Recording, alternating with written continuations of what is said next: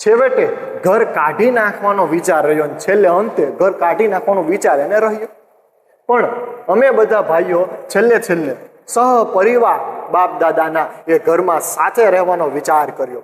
કાયમ માટે કાઢી નાખવું છે તો એ ઘરમાં બધા સાથે રહી લઈએ.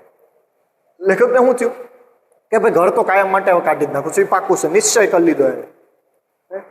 તો એક કામ કરીએ કે ઘર કાયમ માટે કાઢી જ નાખવું છે, હંમેશા માટે, તો આપણે સહપરિવાર સાથે ઘરમાં થોડાક દિવસ રહી લઈએ એવો પાછો વિચાર કરે છે.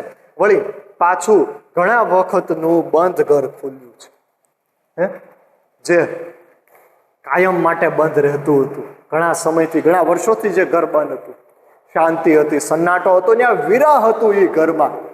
અને એ ઘર હવે ખુલશે.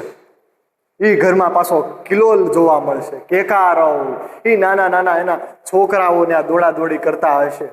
એ ઘરનું જાગ્રત આખું ઘર થઈ ગયું હશે. એ પાછી સ્થિતિ હવે જોવા મળશે. તો અત્યારે આપણે અહીંયા સુધી જ રાખીશું. ફરી આપણે બીજા ભાગમાં આપણે મળીશું. ત્યાં સુધી બધાને જય હિન્દ, જય ભારત.